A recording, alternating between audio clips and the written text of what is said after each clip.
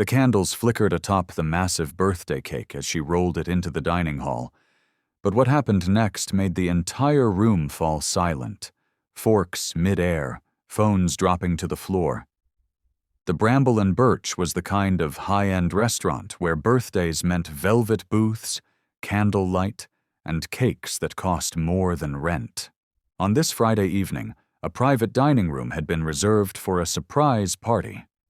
A man turning 60, clearly someone important, judging by the suits, the diamonds, and the way the staff had been scrambling all day.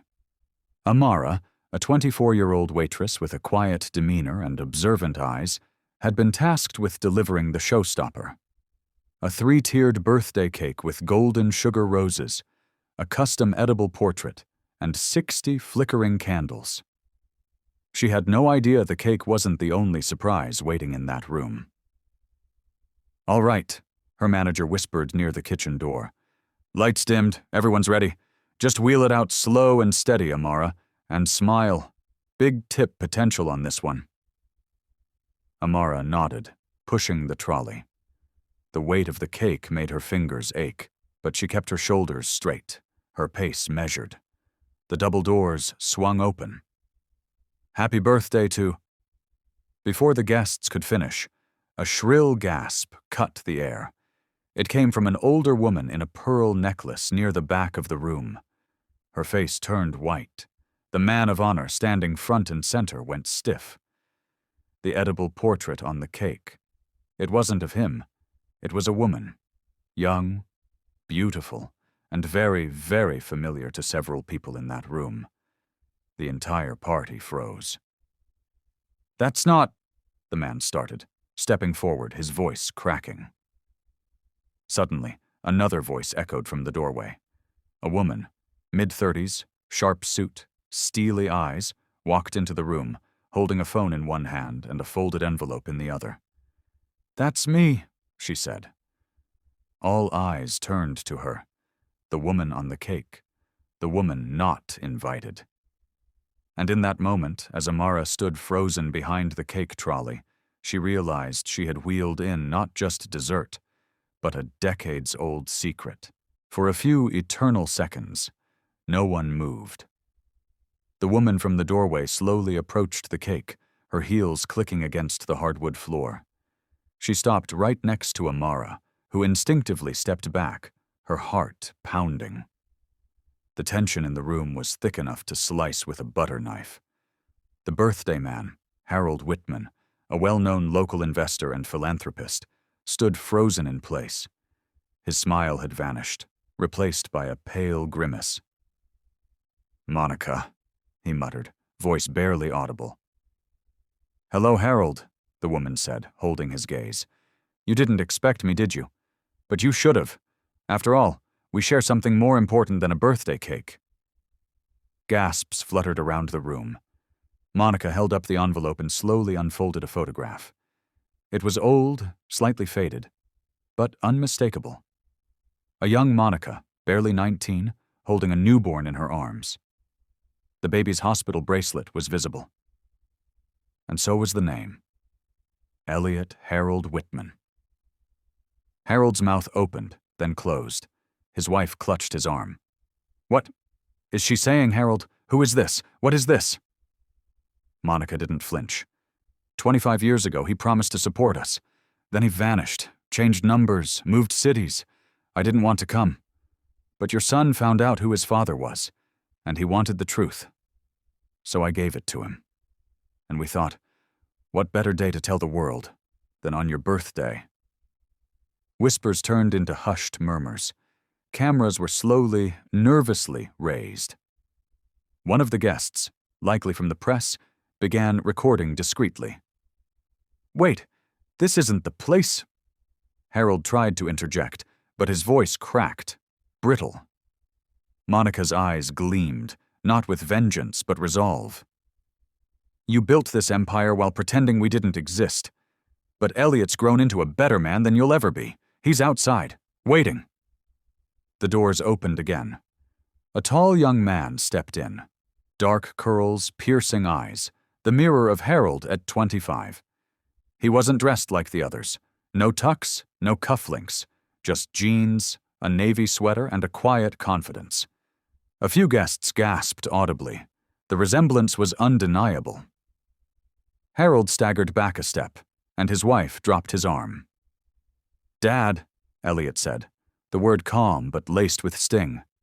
"Thanks for the cake. It's the first thing we've ever shared." Amara, still beside the cake trolley, couldn't breathe. She had no idea she'd been part of delivering the truth. Monica turned to her, offering a soft smile. "Thank you, sweetheart.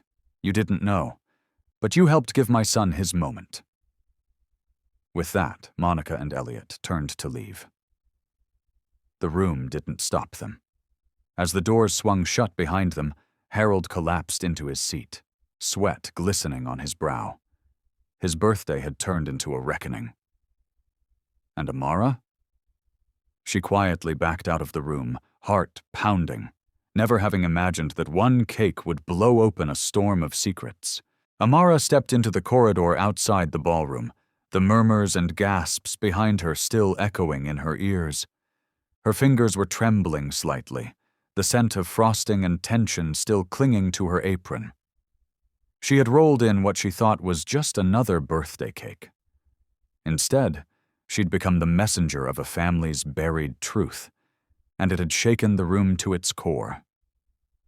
She ducked into the staff hallway, leaning against the wall and exhaling deeply.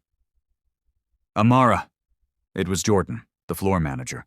He looked wide-eyed, frazzled. "What was that? What just happened in there?" Amara shook her head. I didn't know. The woman handed me the cake. She said it was part of a surprise. I didn't think—" Jordan let out a low whistle. "Well, you delivered more than dessert." Just then, the kitchen door swung open.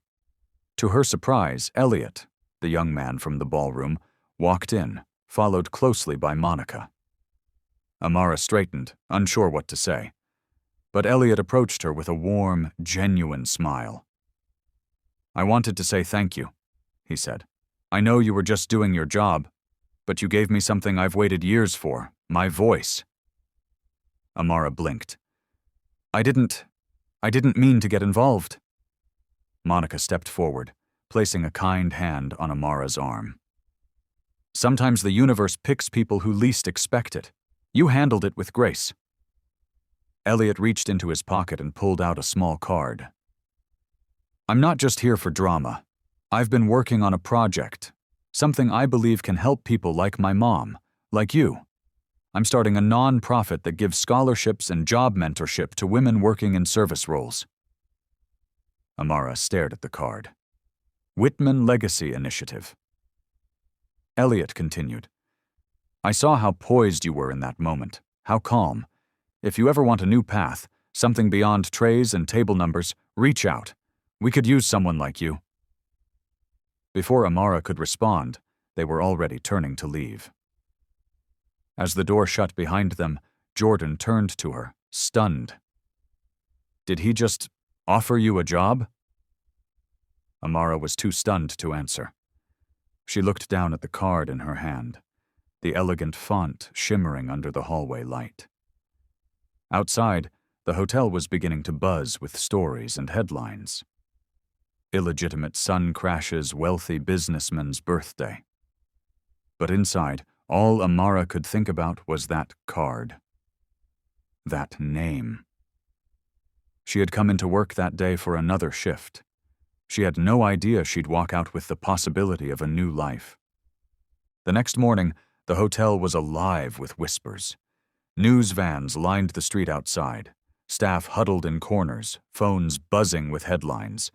Photos of the moment the cake was cut, Monica revealing the truth, Elliot standing stunned, were already trending online. But in the break room, Amara sat alone, staring at the business card. Whitman Legacy Initiative. It almost felt unreal, a job offer, no, an opportunity, from a man whose very presence had shaken one of the city's most powerful families. She turned the card over again and again in her fingers, thinking back on everything that had led her here. The years spent pouring coffee, remembering people's usuals, staying calm in chaos. None of it had felt like it mattered beyond the next paycheck. Until now. Just then, her phone buzzed. A message from a blocked number. "Hi, Amara, it's Elliot. I hope this isn't too forward, but I meant what I said yesterday. If you're ready, there's a seat for you at the table. Literally. We're meeting potential partners this afternoon. No pressure. But I think you belong here." She sat there frozen for a moment. Her mind tried to argue. "You're not qualified. You're just a waitress. This isn't your world."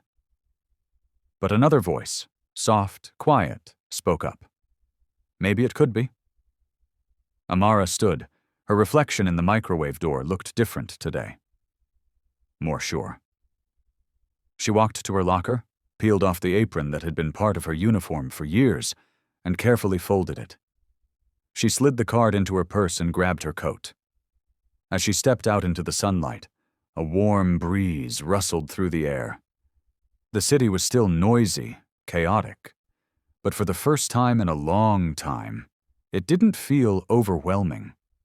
It felt full of doors waiting to be opened.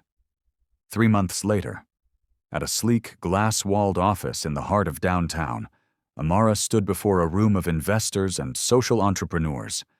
She was no longer in uniform. She wore a tailored navy blazer and held her own presentation remote with a steady hand. Behind her, a slide read, "Empowerment through Opportunity, a vision for women in service industries." She glanced toward the table where Elliot sat, nodding with pride. Monica sat beside him, her hand gently resting on his. Amara cleared her throat, smiled, and began, "I spent 5 years in hospitality.